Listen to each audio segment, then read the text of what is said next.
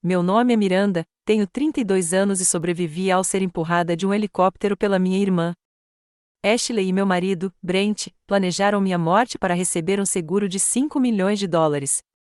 Todos pensaram que eu estava morta por semanas enquanto eu lutava para sobreviver na natureza selvagem do Alasca. A expressão no rosto deles quando entrei no meu próprio funeral? Impagável. Antes de eu mergulhar neste pesadelo, deixe um comentário me contando de onde você está assistindo. Clique em curtir e inscreva-se para se juntar a mim nesta jornada selvagem de traição e sobrevivência. Na infância, Ashley e eu éramos inseparáveis. Duas irmãs, nascidas com apenas 3 anos de diferença. Compartilhávamos tudo: roupas, segredos, sonhos. Quando nossos pais morreram em um acidente de carro, quando eu tinha 20 anos e Ashley, 23, nosso vínculo parecia inquebrável. Agora, só tínhamos um ao outro e a modesta herança que nossos pais deixaram. Ashley sempre foi a responsável, cautelosa, planejando tudo meticulosamente, enquanto eu era mais aventureira. Usei minha parte da herança para abrir um negócio de consultoria em tecnologia que prosperou além das minhas expectativas mais otimistas. Em 5 anos, minha empresa foi avaliada em mais de 15 milhões de dólares, e fui destaque na Business Weekly como um dos 30 melhores empreendedores com menos de 30 anos para ficar de olho. Ashley seguiu um caminho diferente. Ela investiu sua herança no que parecia ser uma franquia de varejo estável, mas uma combinação de localização ruim, crise econômica e possivelmente má gestão levou à falência em 2 anos. Ela perdeu quase tudo e teve que recomeçar com empregos de nível básico em marketing, lutando para pagar as dívidas comerciais que havia acumulado. Nunca impus meu sucesso a ela. Aliás, me ofereci para ajudar inúmeras vezes, mas Ashley era orgulhosa demais. Eu mesma vou resolver, dizia ela, com aquele sorriso forçado que nunca chegava aos seus olhos. Eu respeitava sua independência, mas, olhando para trás, deveria ter visto o ressentimento crescendo sob a superfície. Os olhares de soslaio quando eu mencionava um novo cliente. A leve tensão quando eu falava em comprar minha casa à beira do lago. O entusiasmo forçado quando eu a levava para fazer compras e insistia em pagar. Foi aí que Brent entrou na minha vida, em um evento beneficente que eu estava patrocinando para a alfabetização infantil. Ele trabalhava no evento como consultor financeiro para alguns dos doadores ricos. Alto, com cabelos escuros ondulados e um riso fácil que fazia todos se sentirem especiais, Brent chamou minha atenção imediatamente. Ele se aproximou de mim com uma taça de champanhe e um elogio ao meu discurso, específico o suficiente para mostrar que ele realmente estava ouvindo. Você conectou oportunidade educacional à inovação de uma forma que fez até os dinossauros avessos à tecnologia nesta sala se animarem, disse ele, com os cantos dos olhos azuis franzidos. É um presente raro. Nossa conexão foi imediata e intensa. Em 3 meses, estávamos morando juntos. Aos 6 meses, ele me pediu em casamento com um anel de esmeralda vintage, o que demonstrava sua atenção quando mencionei que diamantes eram muito chamativos. No nosso casamento, 1 ano depois de nos conhecermos, Ashley foi minha madrinha, radiante ao meu lado nas fotos que mais tarde seriam exibidas no meu funeral. O que eu não sabia na época era que a carreira de Brent estava em apuros. Ele havia feito algumas recomendações de investimento eticamente questionáveis a clientes que ainda não haviam sido reveladas, mas o forçaram a trocar de empresa 2 vezes no ano anterior ao nosso encontro. Sua personalidade encantadora e sua rede de contatos o mantinham empregado, mas sua renda não chegava nem perto do que ele insinuava. Quando juntamos nossas finanças depois do casamento, fiquei surpreso ao encontrar dívidas substanciais e economias mínimas. Mas ele explicou isso como se estivesse investindo em si mesmo por meio de certificações avançadas e contratempos temporários. Eu acreditei nele completamente. Esse foi meu primeiro erro. Olhando para trás, havia sinais de que Ashley e Brent tinham uma conexão em comum desde o início. Eles riam das mesmas piadas obscuras, frequentemente completavam as frases um do outro, e às vezes eu entrava em uma sala e os encontrava em uma conversa profunda que mudava abruptamente quando eu aparecia. Eu achava maravilhoso que minha irmã e meu marido se dessem tão bem. A proximidade deles parecia uma bênção. Você tem tanta sorte, minha amiga Jéssica me disse uma vez. A maioria das mulheres tem que lidar com o marido e a irmã se odiando. Vocês têm o time dos sonhos. O time dos sonhos. Que piada isso acabaria sendo. O primeiro sinal real de que algo estava errado surgiu cerca de 2 anos depois do meu casamento. Cheguei mais cedo de uma viagem de negócios para surpreender Brent e ouvi ele e Ashley na nossa cozinha. Eles não estavam fazendo nada inapropriado, apenas conversando, mas suas vozes tinham uma intensidade, um segredo, que me fez parar do lado de fora da porta. Ela jamais concordaria com isso, sussurrou Ashley. Você sabe como ela é controladora. Não precisamos decidir nada agora, respondeu Brent. Mas a oportunidade não durará para sempre. Quando entrei, eles se afastaram como adolescentes culpados, explicando que estavam discutindo uma festa surpresa de aniversário para mim. Aceitei a explicação, mesmo que meu aniversário ainda estivesse a 5 meses de distância. Eu queria acreditar neles. Então, documentos financeiros começaram a desaparecer do meu escritório em casa, extratos de investimentos, apólices de seguro, o plano de sucessão empresarial que eu havia criado com meus advogados. Quando mencionei os documentos desaparecidos, Brent sugeriu que eu estava trabalhando demais e perdendo as coisas. Ele até me ajudou a procurá-los, mas acabou encontrando-os arquivados nas pastas erradas. Houve também reações estranhas quando falei sobre planos para o futuro. Menções à nossa viagem de 5 anos ao Japão foram recebidas com vago entusiasmo por parte de Brent. Quando mencionei a expansão dos meus negócios para mercados internacionais, o que exigiria mais viagens para mim, Ashley e Brent pareceram estranhamente interessados na logística de quanto tempo eu ficaria fora e com que frequência. Brent começou a ter ausências inexplicáveis, eventos de networking que não podiam ser verificados, reuniões com clientes que misteriosamente se atrasavam, partidas de golfe que não deixavam lama em seus sapatos. Quando questionado, ele ficava na defensiva, acusando-me de não confiar nele. Você anda tão desconfiado ultimamente, dizia. Vai ser assim para sempre? Você, bem-sucedido, e duvidar de mim o tempo todo? A culpa sempre funcionava. Eu recuava, pedia desculpas, lembrava a mim mesmo que relacionamentos exigem confiança. Ignorei os sinais de alerta porque queria acreditar na vida que achava que estávamos construindo. Não queria ser a esposa desconfiada e controladora. Queria ser a parceira solidária que acreditava incondicionalmente no marido. Essa confiança incondicional quase me custaria a vida. O convite para o passeio de helicóptero veio como parte do meu retiro executivo anual no Alasca. Todos os anos, a equipe de liderança da minha empresa passava uma semana em um luxuoso alojamento na natureza, combinando planejamento estratégico com aventuras ao ar livre. Neste ano em particular, tínhamos programado fazer passeios de helicóptero pelas geleiras e cadeias de montanhas remotas, um ponto alto da viagem que todos aguardavam ansiosamente. 2 semanas antes do retiro, durante o brunch de domingo em nossa casa, mencionei os passeios de helicóptero para Ashley e Brent. Parece incrível, disse Ashley, com os olhos brilhando com o que agora reconheço como cálculo em vez de entusiasmo. Sempre quis ver o Alasca do ar. Você deveria vir comigo, sugeri impulsivamente. A empresa tem um dia para amigos e familiares. Você poderia participar do passeio de helicóptero e do banquete noturno.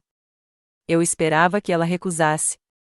Ashley geralmente evitava os eventos da minha empresa, dizendo que a faziam se sentir como aparente pobre, mas desta vez ela aceitou imediatamente. Eu adoraria umas miniférias, disse ela. As coisas andam tão estressantes no trabalho ultimamente. Brent incentivou a ideia com entusiasmo. Vocês duas não têm um tempo só de irmãs há séculos. É perfeito. Naquela mesma semana, Brent abordou o assunto do seguro de vida. Já tínhamos apólices da minha empresa, mas ele sugeriu que precisávamos de cobertura adicional. Seu negócio está crescendo, argumentou. Precisamos garantir que tudo esteja protegido caso algo aconteça com você. E se um cliente processar? E se houver um acidente? Sua preocupação parecia razoável. Como principal provedor de uma empresa em crescimento, um seguro adicional fazia sentido.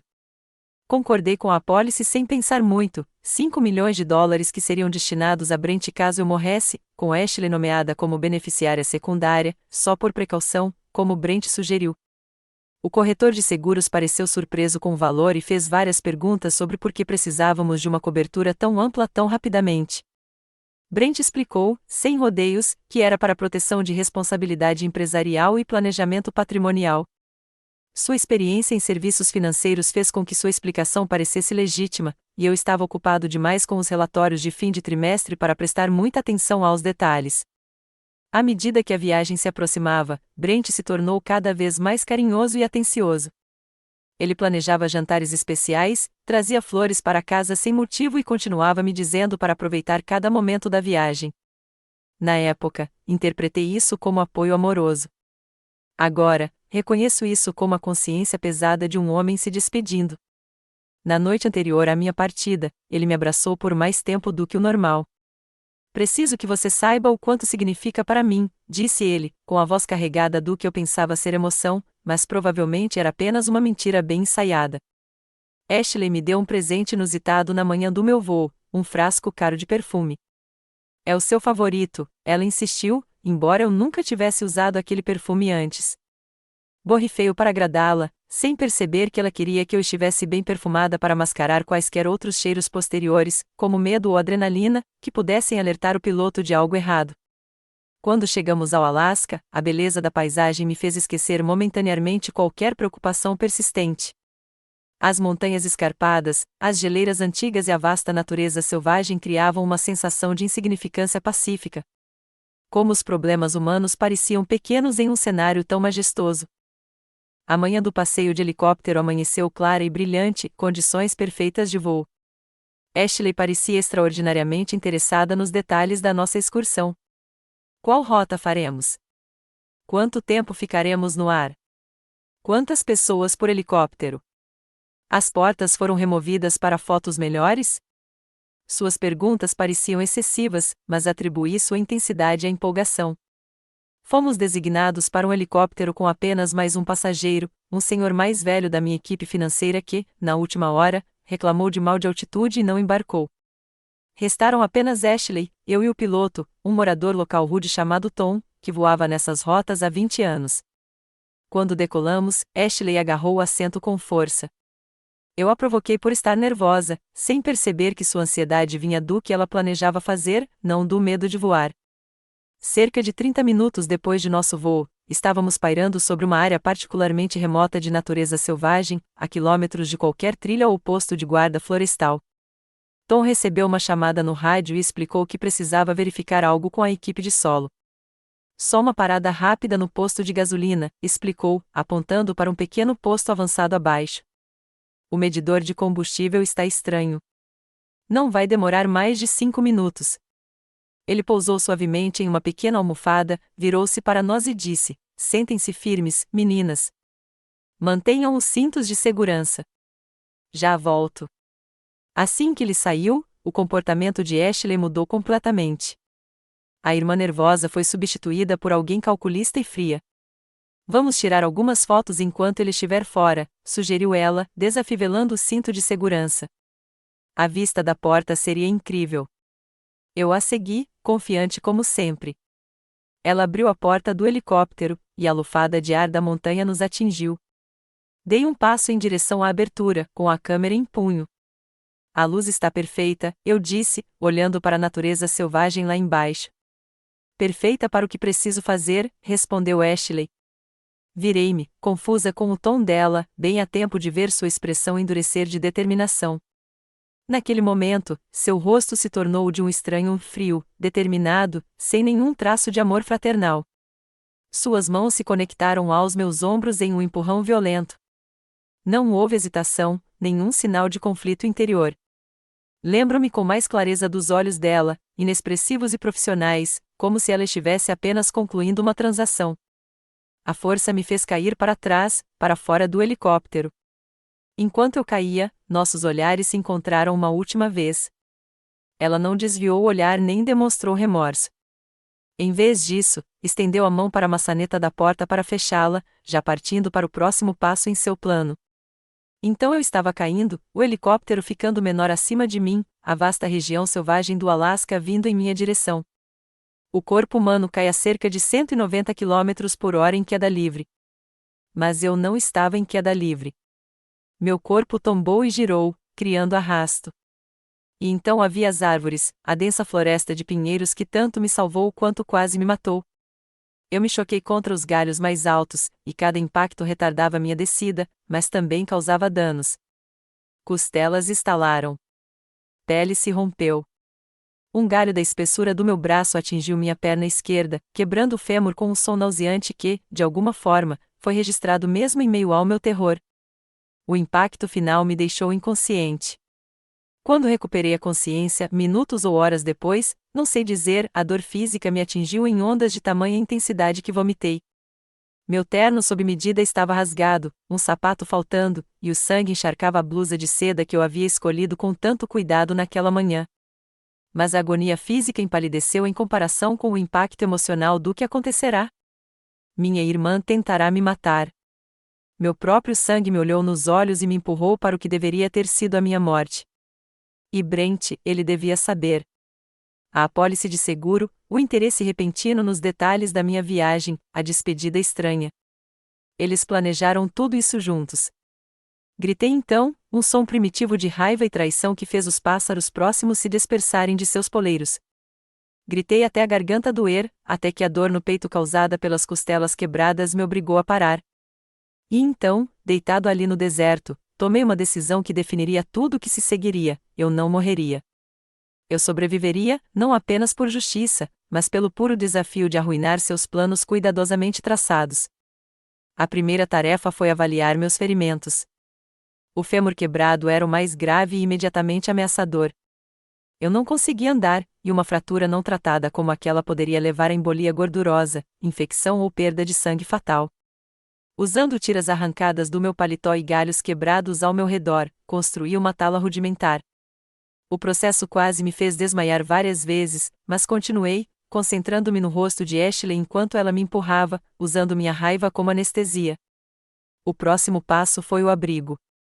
A natureza selvagem do Alasca, mesmo no verão, fica perigosamente fria à noite. Arrastei-me para debaixo de um tronco caído, criando um pequeno espaço protegido, ladeado por galhos de pinheiro para isolamento. Meu relógio, milagrosamente ainda funcionando, me indicava que era fim de tarde. Eu tinha talvez 4 horas de luz do dia restantes. Água seria crucial. Eu conseguia ouvir um riacho próximo, mas não conseguia alcançá-lo com a perna quebrada. Em vez disso, rasguei o forro de seda da minha jaqueta e o estiquei sobre uma depressão no chão, criando um coletor de orvalho e qualquer chuva que pudesse cair. À medida que a noite se aproximava, a temperatura caiu drasticamente. Eu estava vestido para um helicóptero com climatização controlada e uma reunião de negócios, não para sobreviver na natureza. A hipotermia tornou-se minha ameaça mais imediata. Puxei todos os galhos de pinheiro e pedaços de entulho florestal que consegui alcançar para o meu abrigo improvisado, criando camadas entre mim e o chão frio. Enrolei o tronco nos restos do meu paletó, deixando a perna machucada elevada sobre um monte de musgo acumulado. Durante aquela primeira noite, oscilando entre a consciência e o delírio, tive bastante tempo para pensar. Por que Ashley fizera aquilo? O dinheiro do seguro, obviamente, mas era só isso? Ela me odiara todos esses anos fingindo ser a irmã carinhosa? Cada aniversário compartilhado, cada feriado, cada conversa noturna fora uma mentira? E Brent, alguma coisa em nosso casamento fora real? As perguntas rondavam como lobos famintos, mas eu as afastei. A autópsia psicológica podia esperar. A sobrevivência vinha em primeiro lugar. O amanhecer trouxe chuva, uma bênção e uma maldição. Consegui acumular água suficiente no meu forro de seda para matar a sede incontrolável, mas a umidade tornou o controle da minha temperatura corporal ainda mais difícil. Ao meio-dia, eu tremia incontrolavelmente, um mau sinal. Eu precisava sinalizar pedindo socorro, mas naquela área remota, quem veria? Os brincos de diamante que Brent me dera de presente de aniversário viraram ferramentas. Coloquei-o em uma pedra onde a luz do sol pudesse atingi-lo e criar um reflexo visível do ar. Guardei o outro como ferramenta de corte, usando a borda dura para afiar gravetos e cortar os materiais mais resistentes das minhas roupas para fazer bandagens para os meus inúmeros cortes. O segundo dia trouxe febre. A infecção estava se instalando, fosse na minha perna ou em uma das muitas lacerações que cobriam meu corpo. Mastiguei agulhas de pinheiro, lembrando vagamente de ter lido sobre seu teor de vitamina C e propriedades antissépticas. O gosto amargo era estranhamente reconfortante. Pelo menos eu estava fazendo alguma coisa, lutando de alguma forma. No terceiro dia, eu estava perdendo a consciência com mais frequência. A dor se tornou uma companheira constante, quase separada de mim. Dei a ela o nome de Ashley, o que me pareceu apropriado. Em momentos mais lúcidos, concentrei-me na minha formação empresarial, resolução de problemas, alocação de recursos, análise do caminho crítico. Eu havia construído uma empresa multimilionária do zero. Certamente eu conseguiria sobreviver a isso. Criei fluxogramas mentais para diferentes cenários. Se o resgate chegasse, de quais informações eu precisaria me lembrar? Se a febre piorasse, quais seriam minhas opções? Se um animal descobrisse meu abrigo, como eu me defenderia? O pensamento estruturado manteve o pânico sob controle e me deu a ilusão de controle em uma situação em que eu quase não tinha. No que acredito ter sido o quarto dia, vozes me acordaram de um sonho febril sobre uma queda. A princípio, pensei que estivesse alucinando, mas os sons persistiram. Vozes humanas, chamando umas às outras, por aqui, cuidado com o declive. Quanto falta para o cume? Caminhantes, praticantes de trilhas recreativas, em uma trilha que eu sabia que era relativamente próxima. Com cada gota de força que me restava, gritei, um som rouco e quebrado que parecia fraco demais para viajar mais do que alguns metros. Tentei novamente, mais alto, ignorando a dor lancinante nas costelas. As vozes cessaram e, meu Deus, sussurrou a mulher. Jared, ligue para a evacuação de emergência agora. O homem procurou um telefone via satélite. O que aconteceu? Quem é você? Meu nome é Miranda Taylor, consegui dizer. Minha irmã me empurrou de um helicóptero há 4 dias. Ela e meu marido estão tentando me matar para ganhar o dinheiro do seguro. Suas expressões teriam sido cômicas em circunstâncias diferentes: choque, descrença e a incerteza constrangedora de como responder a uma declaração tão absurda. Vamos nos concentrar em conseguir ajuda para você primeiro, disse a mulher, que se apresentou como Raquel, diplomaticamente.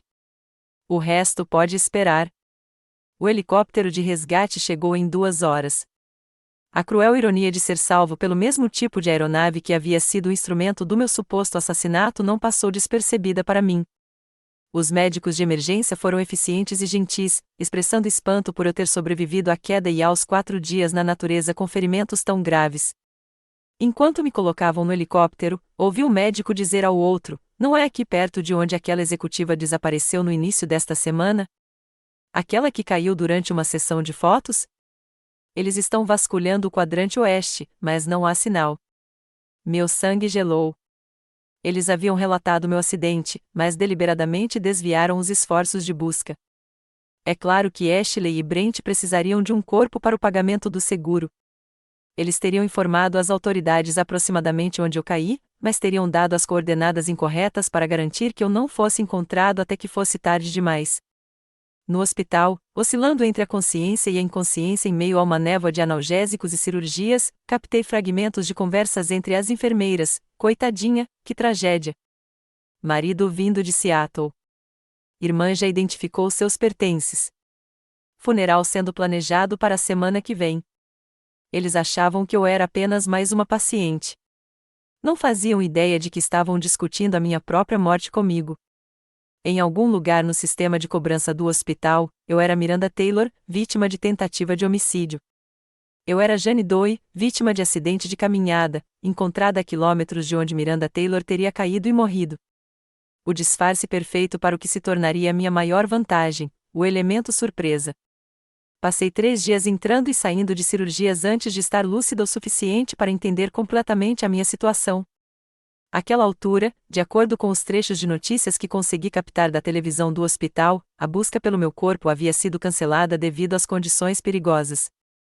A narrativa era trágica, mas direta. A bem-sucedida empresária Miranda Taylor havia caído acidentalmente enquanto tirava fotos durante um passeio de helicóptero pelo Alasca. Seu corpo foi presumivelmente perdido na vasta região selvagem.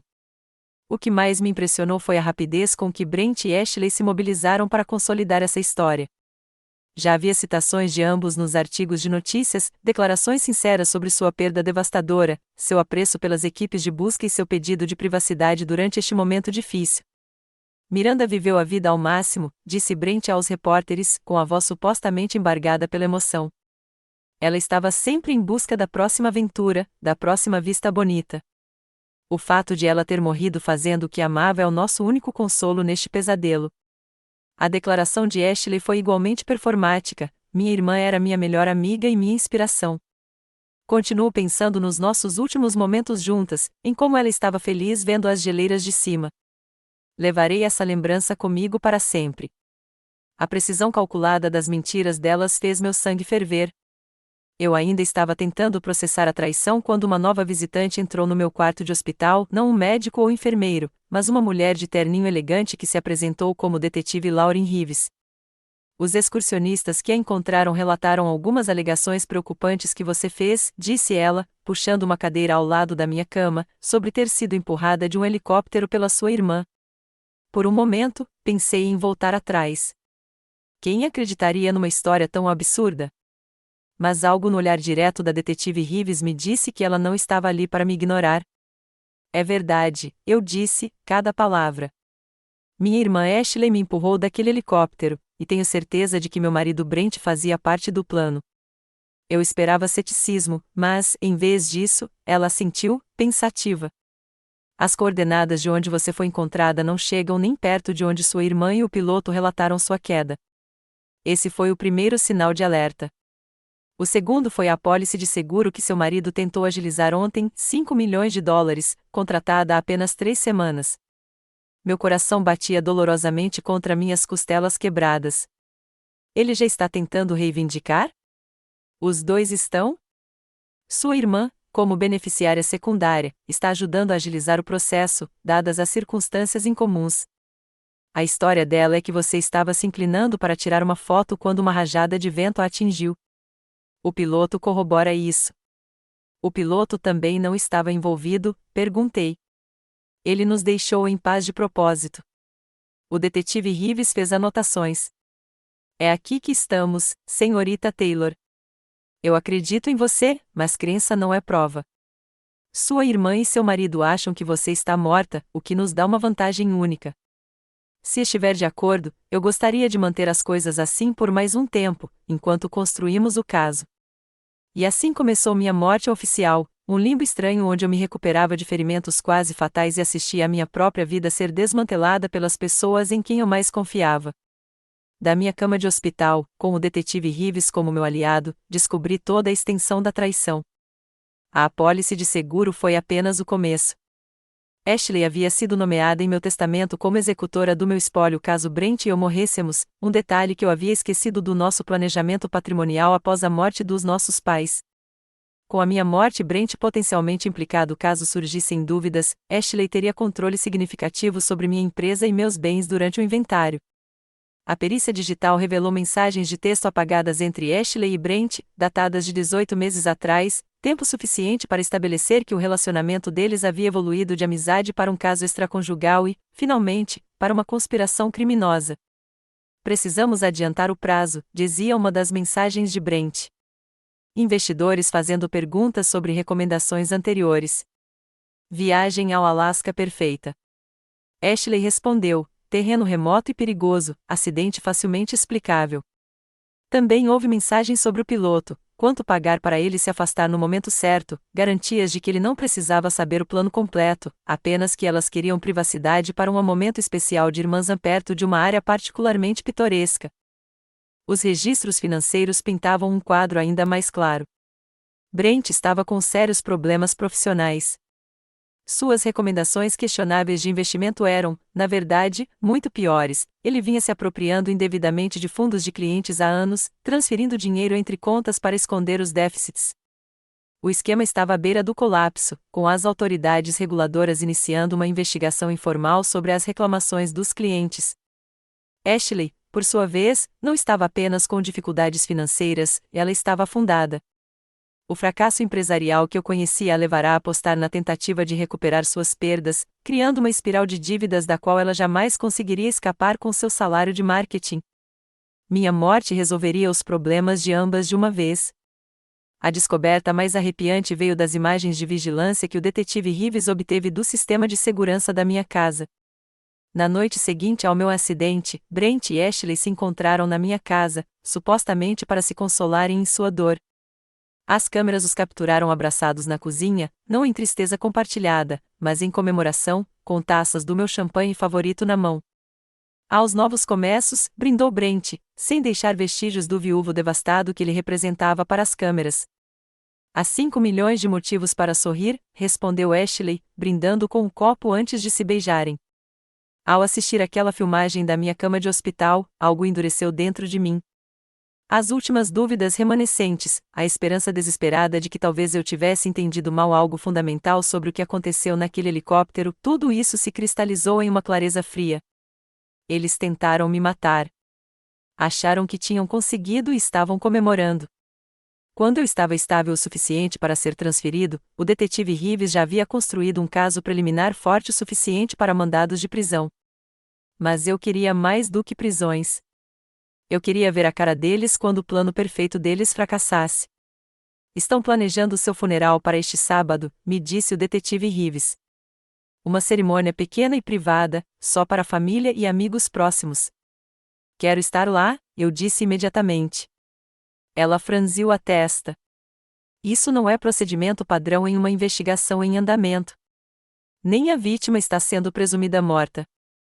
Preciso fazer isso, não só pelo caso, mas por mim. Preciso vê-los, fazer com que me vejam.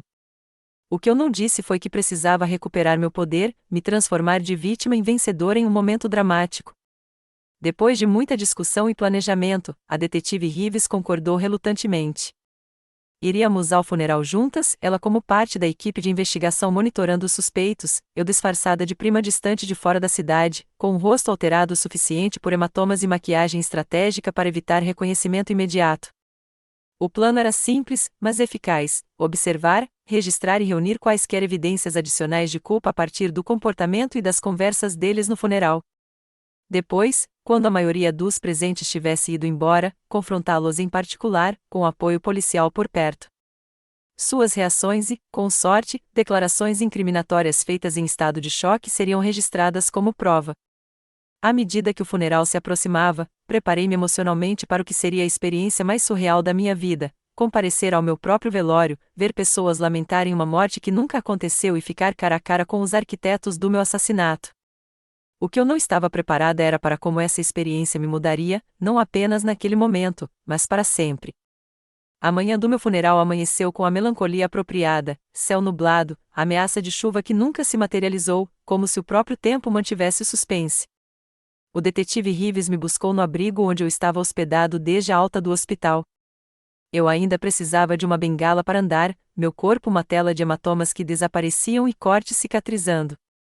Mas aqueles ferimentos visíveis realmente me ajudariam a disfarçar. Lembre-se, você é Meline Foster, prima em segundo grau por parte de mãe, que veio de Chicago, lembrei a mim mesma enquanto o detetive Reeves nos levava à pequena capela que Brent havia escolhido para o funeral. Você nunca conheceu Miranda pessoalmente, mas se sentiu na obrigação de prestar suas homenagens. Minha transformação foi sutil, mas eficaz. Cabelos castanhos tingidos de um castanho avermelhado discreto, lentes de contato coloridas transformando meus olhos azuis em castanho avermelhados, óculos de armação grossa e maquiagem aplicada para alterar sutilmente a aparência das minhas maçãs do rosto e do meu maxilar.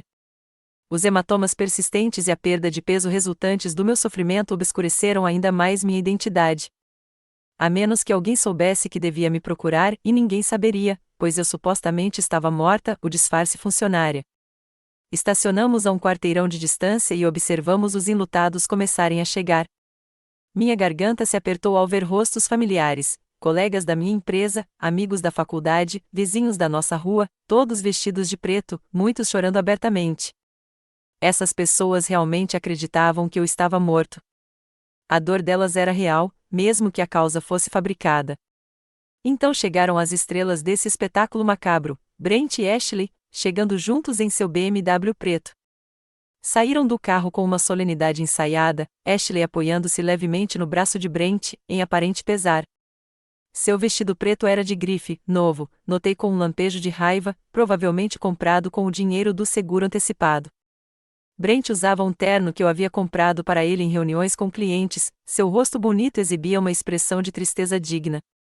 Pronto? Perguntou o detetive Reeves baixinho.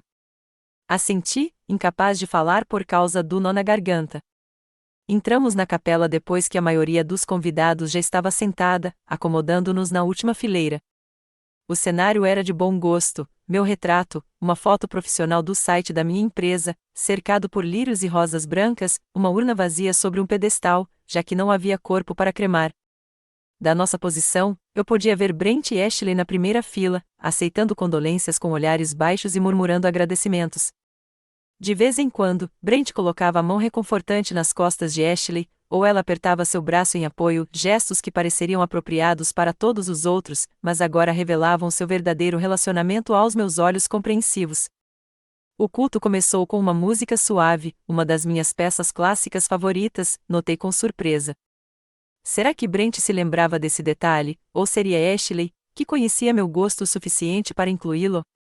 A ideia de que eles tivessem usado meu conhecimento genuíno para criar uma apresentação tão convincente me deixou fisicamente enjoado. O ministro falou primeiro, oferecendo banalidades genéricas sobre a vida e a perda. Ele nunca me conhecia, e isso ficou claro em seus comentários impessoais. Depois vieram os elogios fúnebres. Ashley foi a primeira a subir ao pódio, enxugando os olhos secos com um lenço de papel. A minha irmã era tudo para mim, começou ela, com a voz embargada, num tom que qualquer professor de atuação reconheceria como uma pausa ensaiada. Desde a infância, Miranda foi minha protetora, minha confidente, minha inspiração. Ela conquistou tanto em sua vida tão curta, construindo um negócio do nada, tocando inúmeras vidas com sua generosidade e visão. Ouvi com crescente descrença enquanto ela entrelaçava verdades e mentiras com perfeição. Sim, eu havia construído meu negócio do zero. Sim, eu acreditava em mentoria para jovens mulheres na área de tecnologia. Mas a irmã que ela descreveu, essa figura santa que sempre colocava a família em primeiro lugar e nunca deixava o sucesso mudar seu coração bondoso, era uma personagem inventada para esse público, não a verdadeira é o que ela tentará assassinar. Nosso último dia juntas foi tão especial, continuou ela, com a voz baixando para um sussurro reverente.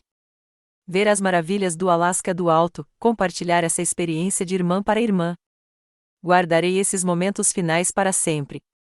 Miranda morreu fazendo o que amava, buscando a beleza, abraçando a aventura. É assim que me lembrarei dela para sempre. A crueldade calculada de usar meu assassinato real como uma anedota tocante fez minhas mãos tremerem de raiva. O detetive Reeves colocou a mão firme em meu braço, um lembrete silencioso para mantermos nosso disfarce. Quando Brent subiu ao pódio, sua performance foi igualmente convincente. Ele falou do nosso romance relâmpago, dos nossos sonhos em comum, do futuro que havia sido tão brutalmente roubado por um trágico acidente. Ele até derramou lágrimas de verdade, se por genuína habilidade de atuação ou pelo alívio de escapar impune de um assassinato, eu não sabia dizer. Miranda foi o amor da minha vida, disse ele, olhando para sua aliança. Continuo esperando que ela entre pela porta, rindo de como tudo isso foi um grande erro. Não sei como viver em um mundo sem sua luz, sua energia, sua paixão. Mas sei que ela gostaria que continuássemos, que honrássemos sua memória, vivendo com a mesma coragem e propósito que definiram sua vida. Vários dos meus amigos falaram em seguida, compartilhando memórias genuínas que me tocaram o coração. Jéssica, relembrando nossa viagem de carro para a faculdade, onde nos perdemos em 3 estados diferentes. Marco, da minha equipe executiva, descrevendo como eu orientei quando ninguém mais se arriscava com um candidato não tradicional. Minha vizinha idosa, Sra. Patterson, contando entre lágrimas como eu sempre limpava a calçada dela no inverno sem que ela pedisse. Esses momentos reais de conexão, justapostos à dor teatral das 2 pessoas que tentaram me matar, criaram uma descarga emocional desorientadora. Essas pessoas realmente se importaram comigo, e eu estava sentada entre elas, invisível, observando-as chorar. Ao término da cerimônia formal, o ministro convidou os presentes para uma pequena recepção no salão anexo. A família solicita que, em vez de flores, sejam feitas doações à Fundação Miranda Taylor para Mulheres na Tecnologia, que Ashley criará em memória de sua irmã. Quase ri alto com isso. Eles já estavam planejando como lavar o dinheiro do seguro por meio de uma falsa instituição de caridade. A previsão deles foi quase admirável em sua minúcia. A maioria dos presentes se dirigiu para a recepção, mas um pequeno grupo se dirigiu ao cemitério próximo, onde uma lápide seria colocada, apesar da ausência do corpo. Esta era a oportunidade que esperávamos, um ambiente mais reservado para o confronto.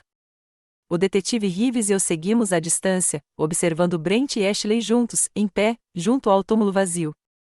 À medida que os últimos enlutados se afastavam após as últimas condolências, eles finalmente estavam sozinhos, ou assim pensavam.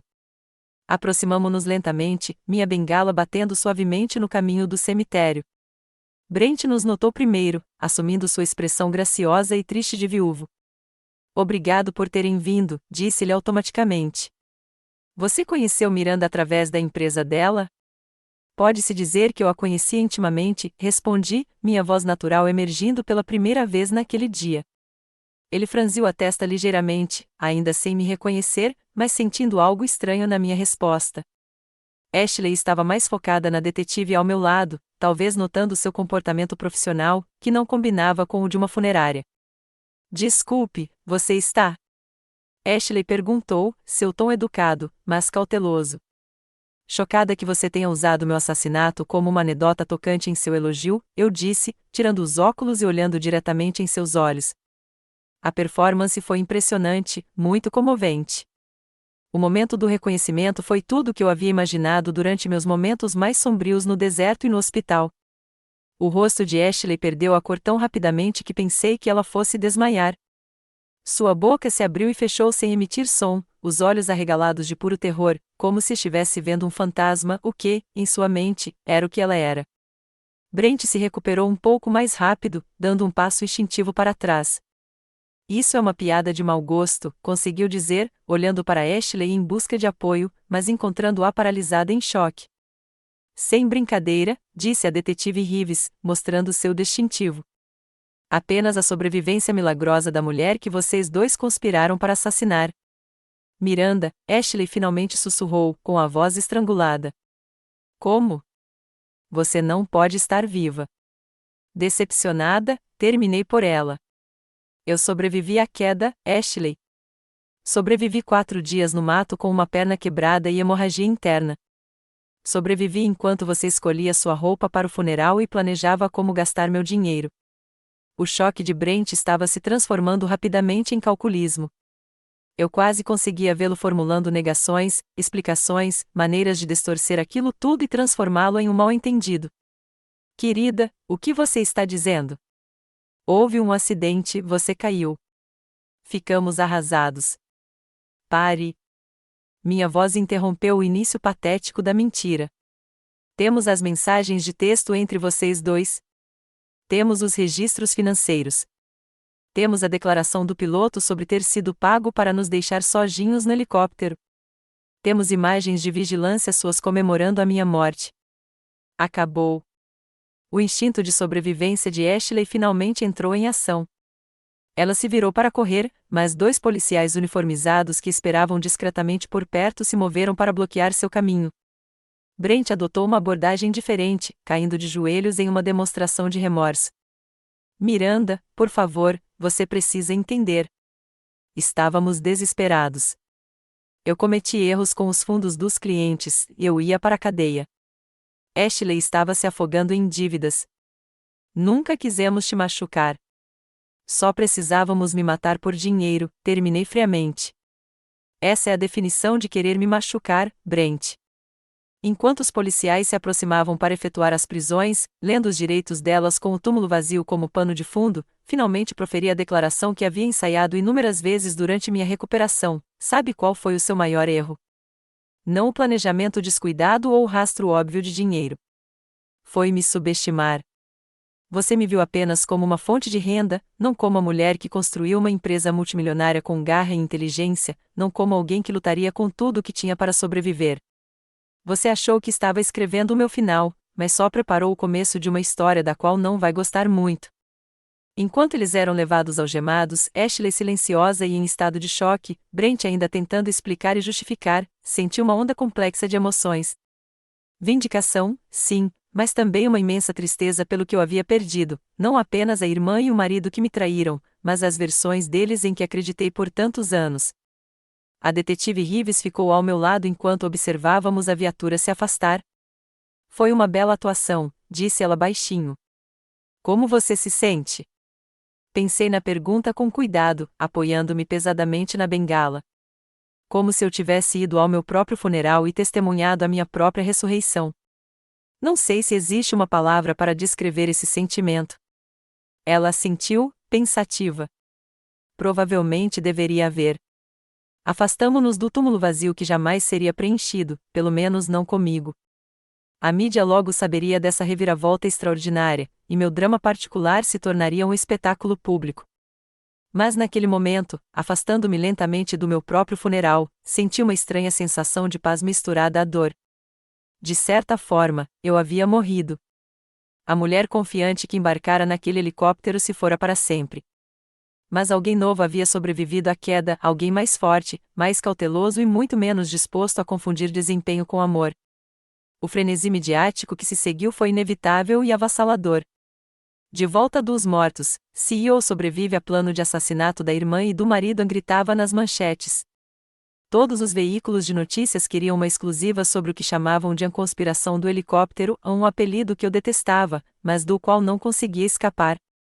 De repente, meu rosto estava em todos os lugares, meu trauma pessoal dissecado para consumo público. Inicialmente, recusei todas as entrevistas, concentrando-me nos procedimentos legais que determinariam o destino de Ashley e Brent. A promotora, uma mulher perspicaz chamada Valerie Montgomery, me alertou que casos como este, mesmo com provas substanciais, podem ser imprevisíveis. Eles contrataram equipes de defesa separadas, explicou ela durante nossa primeira reunião. Isso é bom para nós.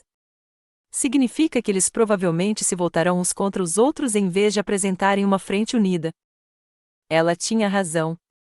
Poucas semanas após a prisão, a parceria cuidadosamente construída entre Ashley e Brent se desintegrou completamente. A traição que eles me causaram evoluiu para uma traição mútua, cada um tentando minimizar a própria culpa maximizando a do outro. A estratégia de defesa de Brent surgiu primeiro.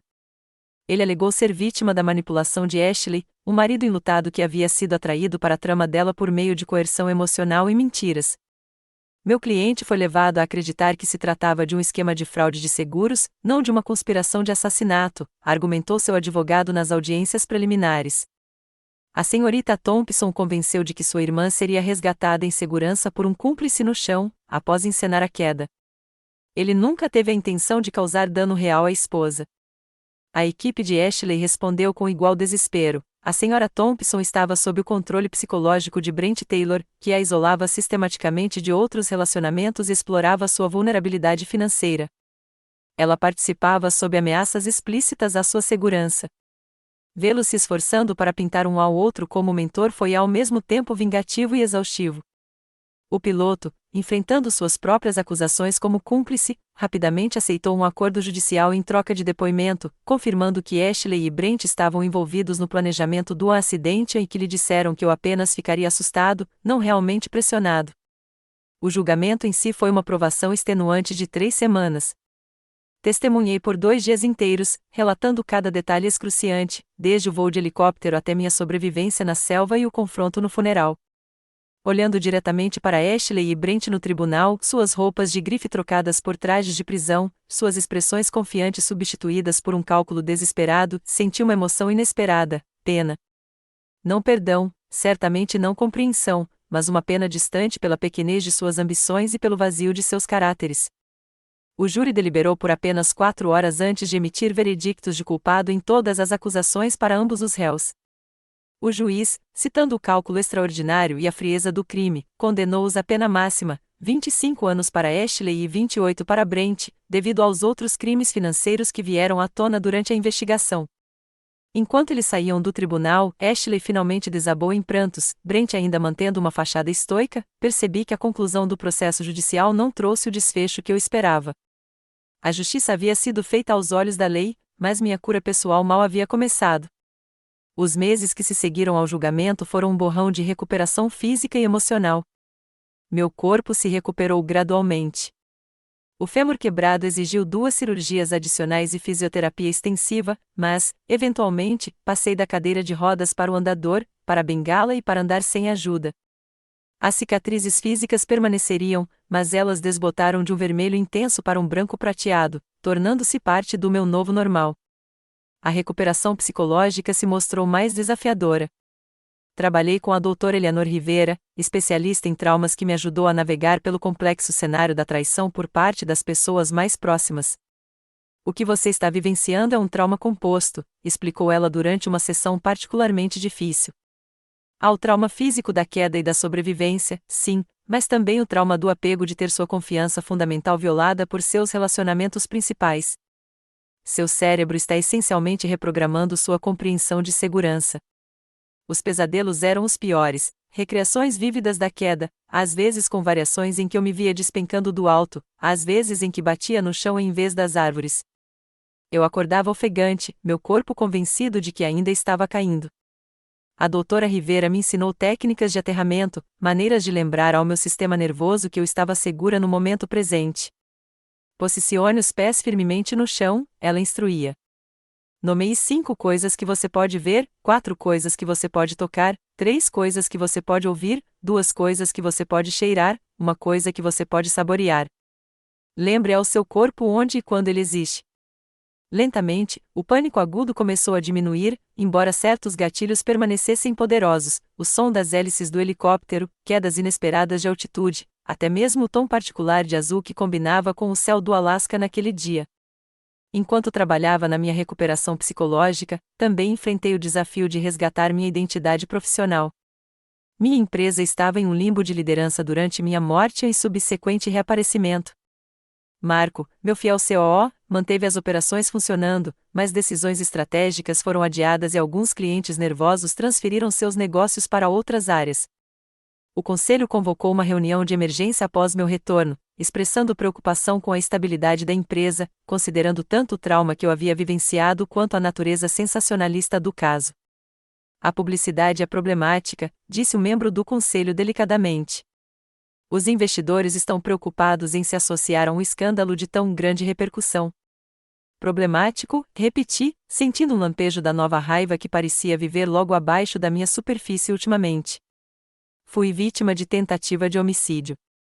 Sobrevivi contra probabilidades impossíveis. Ajudei a levar os perpetradores à justiça.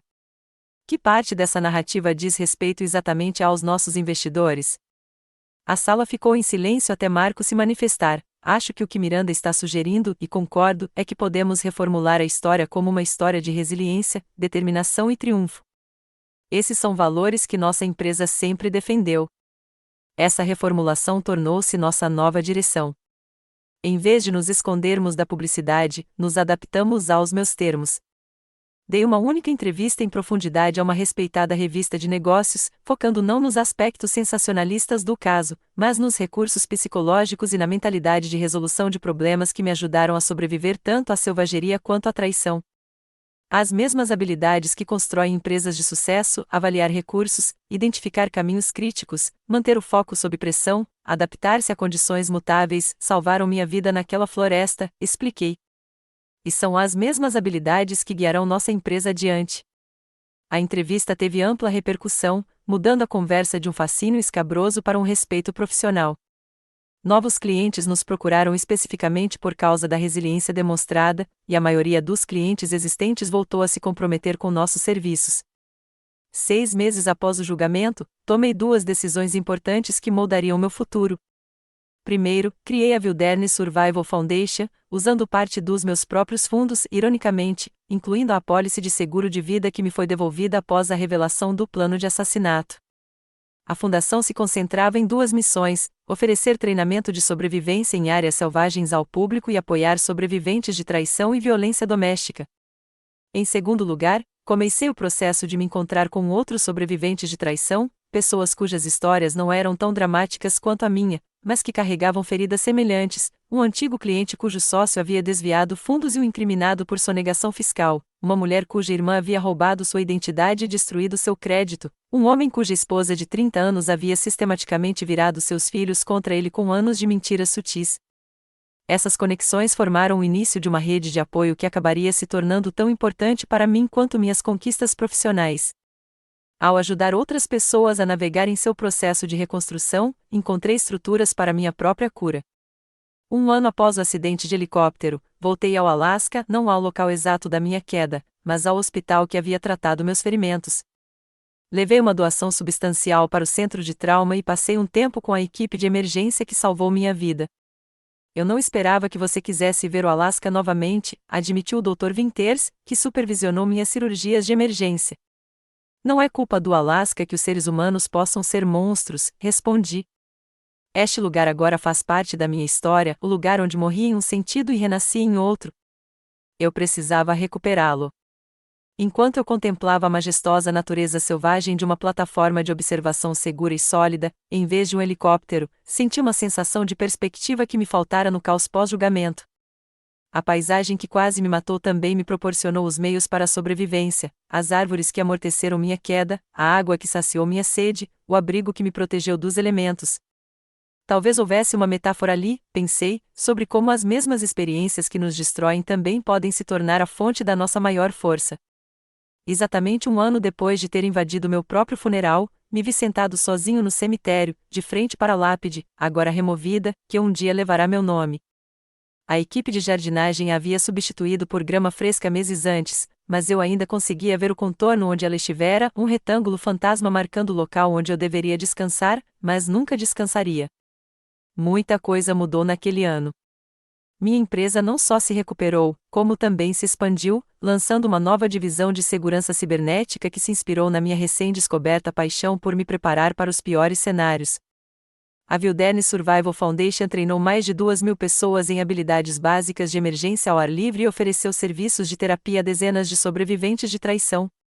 Minha recuperação física estava tão completa quanto jamais seria.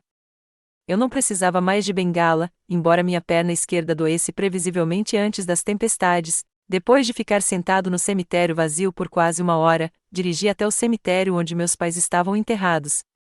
Eu não o visitava desde antes do acidente do helicóptero.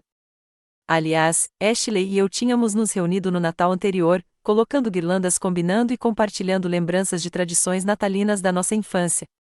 Ei, mãe! Ei, pai! Eu disse baixinho, colocando flores frescas entre as lápides. Não sei se você sabe o que aconteceu com a Ashley. Uma parte de mim espera que não saiba. O vento soprava nas árvores próximas, a única resposta às minhas palavras. Fico pensando no que você diria se estivesse aqui. Você me pediria para perdoá-la? Vocês mesmos seriam capazes de perdoá-la? Ela também era sua filha. Você a amava tanto quanto me amava. Passei os dedos pelos nomes gravados em pedra. Penso muito em natureza versus criação ultimamente. Tivemos os mesmos pais, a mesma criação. De onde veio essa escuridão nela? Sempre esteve lá? Será que eu não a senti? Ou algo aconteceu para criá-la? Será que existe alguma escuridão em mim também, apenas esperando pelas circunstâncias certas? Essas eram questões que eu havia explorado exaustivamente na terapia, mas não havia encontrado respostas satisfatórias.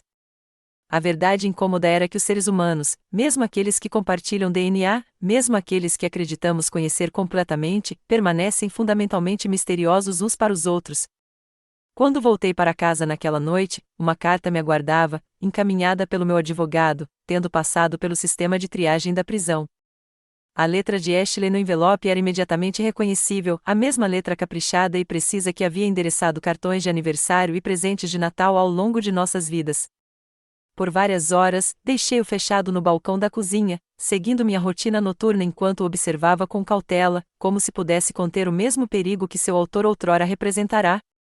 Finalmente, pouco antes da meia-noite, deslizei o dedo sob a aba e extraí 3 páginas de papel timbrado da prisão. Miranda, começou.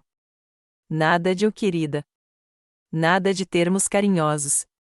Já escrevi esta carta 17 vezes. Cada versão soa mais falsa que a anterior, provavelmente porque não há como se desculpar autenticamente por tentar assassinar sua irmã. Qualquer explicação que eu der soará como desculpa. Qualquer remorso que eu expressar parecerá manipulação. Eu aceito isso. Não vou pedir seu perdão. Não o mereço, e pedi-lo seria apenas mais um ato egoísta. Mas quero que saiba que, nas horas intermináveis de confinamento aqui, finalmente comecei a entender o que fiz, não apenas com você, mas comigo mesmo. Destruí tudo de bom na minha vida porque não suportava que você tivesse tudo o que eu queria. O ciúme começou tão pequeno, pequenos momentos de ressentimento quando você conseguia algo que tinha sido difícil para mim. Cresceu tão gradualmente que eu não reconheci o monstro que estava se tornando. Quando Brent entrou em nossas vidas, eu já estava tão envenenada por ele que sua manipulação encontrou terreno fértil. Isso não é uma tentativa de transferir a culpa. Eu fiz minhas escolhas. Olhei minha própria irmã nos olhos e a empurrei para o que deveria ter sido a morte dela. A pessoa capaz disso merece estar exatamente onde estou agora. O que estou tentando dizer, inadequadamente, é que me vejo claramente pela primeira vez. A prisão eliminou toda distração, toda justificativa. Tudo o que resta é a verdade sobre o que fiz e quem me tornei. Você sobreviveu contra todas as probabilidades. Pelo que li nos artigos que meu conselheiro compartilha comigo, você está prosperando. Estou feliz não porque isso diminui minha culpa, nada poderia fazer isso, mas porque o mundo é melhor com você nele. Isso é algo que perdi de vista por muito tempo. Não escreverei de novo, a menos que você queira. Esta carta não é o início de uma campanha de reconciliação. É apenas a verdade, finalmente, tarde demais para importar. Ashley. Li a carta 3 vezes antes de largá-la, com as emoções tão confusas que não consegui nomeá-las. Haveria manipulação escondida em suas palavras? Provavelmente. Haveria também remorso genuíno? Possivelmente. Mudou alguma coisa? Não. Mas algo sobre ter o reconhecimento dela, a admissão nua e crua do que ela tinha feito, sem a ginástica do tribunal de transferir a culpa, me proporcionou um desfecho que eu não tinha percebido que estava perdendo. Não respondi à carta naquela noite, nem no dia seguinte, nem na semana seguinte. Levei-a para minha próxima sessão de terapia, onde o Dr. Rivera e eu discutimos o significado das palavras de Ashley para o meu processo de cura e o que eu queria fazer com elas, se é que queria fazer alguma coisa. Você não lhe deve uma resposta, lembrou-me o Dr. Rivera. Sua cura não depende de manter qualquer conexão com ela. Eu sei, eu disse. Mas continuo pensando naquele momento no helicóptero, o último momento em que ela ainda era apenas minha irmã e não a pessoa que tentou me matar. Houve uma fração de segundo antes de ela me empurrar quando vi algo mudar em seus olhos. Já revivi aquele momento tantas vezes, me perguntando se eu poderia ter dito ou feito algo diferente. Essa é uma reação comum para sobreviventes de traumas, disse o Dr. Rivera gentilmente, procurar o momento em que você poderia ter mudado o resultado. Mas as escolhas de Ashley não eram sua responsabilidade. Intelectualmente, eu sei disso, mas ainda há uma voz perguntando por que eu não esperava por isso, por que eu confiei tão completamente. Porque confiança é humana. Vulnerabilidade é humana. Essas não são fraquezas, Miranda. São a base da conexão. Naquela noite, tomei uma decisão sobre a carta de Ashley. Eu não responderia nem fecharia a porta completamente. Eu me sentaria com a complexidade de ter uma irmã que também é minha possível assassina, uma pessoa que eu amei um dia e que me traiu da maneira mais profunda possível. Eu aceitaria que ambas as realidades poderiam existir simultaneamente e que minha cura não exigiria a resolução desse paradoxo. Quanto a Brent, eu não sentia nada além de um desprezo distante. Sua traição, embora igualmente grave, não teve a violação primária de um atentado contra a minha vida por parte de um irmão. Ele foi meu marido por 3 anos, e Ashley foi minha irmã por 32. A profundidade da história tornou a traição dela mais profunda, mas também tornou suas consequências mais complexas. Nas semanas que se seguiram ao aniversário da minha morte, me vi entrando em uma nova fase de recuperação, menos focada em processar o trauma e mais em definir a vida que eu queria criar. A pergunta mudou de por que isso aconteceu comigo, para em quem estou me tornando por causa do que aconteceu. As habilidades de sobrevivência que me mantiveram vivo na natureza tornaram-se guias metafóricos para minha nova vida. Assim como avaliei meus recursos e ferimentos após a queda, agora eu fazia um inventário de meus pontos fortes e vulnerabilidades com clareza. Assim como criei abrigo com os materiais disponíveis, agora construí limites protetores em torno de meus novos relacionamentos, mantendo-me aberto a conexões genuínas. Comecei a namorar novamente, com cautela e de forma seletiva. James, um engenheiro civil que conheci por meio do programa de treinamento em vida selvagem da Fundação, tornou-se uma presença constante em minha vida. Ele abordou minha história sem fascínio mórbido nem cautela excessiva, tratando minha experiência como parte de mim, mas não como minha característica definidora. O que mais me impressionou não foi você ter sobrevivido à queda ou mesmo à natureza, ele me disse depois de vários meses de namoro. Foi você ter escolhido usar o que aconteceu para ajudar os outros. Você poderia ter desaparecido em uma vida privada de paranoia justificada, mas, em vez disso, construiu algo significativo a partir dos destroços. A perspectiva dele me ajudou a enxergar minha própria jornada com mais clareza. A sobrevivência na natureza selvagem foi física e imediata: imobilizar a perna quebrada, encontrar água, criar abrigo, pedir socorro. A sobrevivência emocional que se seguiu foi mais complexa e contínua: reconhecer a dor, processar a traição, reconstruir a confiança seletivamente, encontrar significado na experiência. 2 anos após o acidente do helicóptero, fiz meu primeiro discurso público sobre a experiência em uma conferência para sobreviventes de traumas. De pé no pódio, observando centenas de pessoas que haviam enfrentado suas próprias versões de traição e perda, finalmente encontrei as palavras para articular o que havia aprendido. Frequentemente falamos sobre sobreviver a um trauma como se fosse um retorno a quem éramos antes, comecei. Mas não é assim que funciona. Você não volta a ser a pessoa que era. Essa pessoa se foi não porque era fraca ou imperfeita, mas porque o trauma muda fundamentalmente a forma como nos entendemos e o mundo ao nosso redor. A questão não é como se tornar aquela pessoa novamente. A questão é como honrar aquilo em que acreditavam e, ao mesmo tempo, se tornar alguém novo, alguém que carrega a verdade do que aconteceu sem ser definido por ela, alguém que compreende a escuridão mais intimamente, mas que escolhe a luz mesmo assim, não por ingenuidade, mas por coragem consciente. Eu não sou a mulher que embarcou naquele helicóptero no Alasca há 2 anos. Aquela mulher confiava plenamente, amava incondicionalmente, acreditava na bondade fundamental daqueles que lhe eram mais próximos. Eu honro seu otimismo e sua abertura. Lamento sua perda. Mas eu não sou apenas a mulher que caiu do céu e rastejou pela natureza com o corpo destroçado. Aquela mulher sobreviveu com raiva e determinação, com a necessidade urgente de ver justiça feita. Eu respeito sua resiliência e sua força.